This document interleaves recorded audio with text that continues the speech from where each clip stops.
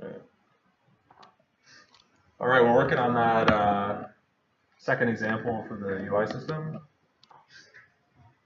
We created our first panel, which is a main menu panel, with a start button, and that start button calls a function on the game object we dragged in here real quick. And so because we've selected game object set active to false, when we click the button, it's going to run that function. So it's going to take the main menu game object, turn it off. So it's going to turn the panel off. And then the second one, we're going to take the game level game object, and we're going to set it to on. So all the child objects here are going to be turned on because they're children of this, which is going to effectively turn on our game. In this second example here, the script that we attached here is going to update the value of the text component based off of the number stored in Score Manager. Let's go back here. So display text is the component, the text component on our game object. So the first thing we're going to do is get that reference. We could drag and drop it in at design time, but it's a little bit better to find it on start.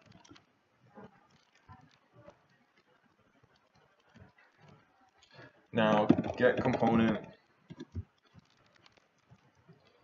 Get component will find a component on a game object if it is enabled. So as soon as this is enabled, that's going to work. There's actually, if you do get component in children, you'll see that it has two different forms. This one lets you pass include inactive, true or false bool. So it'll search if the game object is disabled. It'll still search for the component. Because this component has no children, it's equivalent. Get component in children, if you have no children, is the same as calling get component. So it's still going to find the component attached to us. But I like the fact that I can search even if the game object's off. All right. So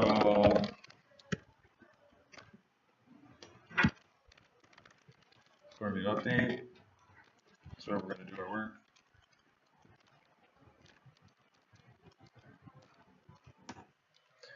And we're going to say if we have a display text component, display text.text is how you actually assign to the text box. If you want to change the string, we're going to say it's equal to score plus, and where's our actual score value stored in our game? You remember? Yeah. Score manager distance. Do we write against score? Or is it just score? Okay. We should make that private and add some mutators and accessors.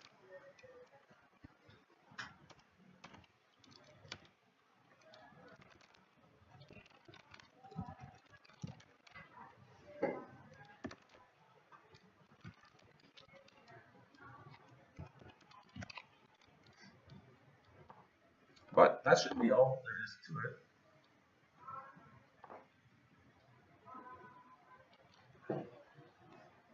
Hey, our score is showing up on our main menu. Why is that? Because it is on the canvas, but the idea is we would only want to show our main menu panel when we're in the main menu, and when we're done, we want to show our in-game panel when we're in game. What do we forget to do? Because that's going to turn off our button. Actually, we can't even click on it. Something's intercepting the clicks. What's intercepting our clicks? In-game panel. See that? So a few things. We're not done yet. This start button. First of all, yeah, that's part of the main menu. But our in-game panel needs to be off until we're in game. And then we want to turn it on once we're in game. So where can we do that? Where would be an appropriate place to do that? Yep. Yeah, so let's wire it up. So this will be the third thing we do. In-game panel. Game object. Set active. And I'm going to turn the alpha off completely because I don't want the game to be grayed out. I want that to be In fact, I don't even need that image renderer. I'm gonna remove that component.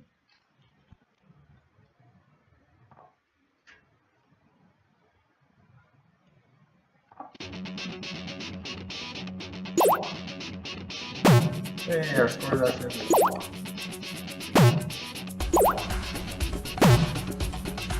So now you got some interactive drawing. You could probably dress this up a bit by adding, panel lines around it. We could dress it up. We could have the panels animating on and off rather than just turning them on and off. Maybe by next week we'll be able to do stuff. Okay. So with that, there's definitely everything we need for assignment 1. Quick 10-minute break, and then new topic, AI, intro to AI in our team.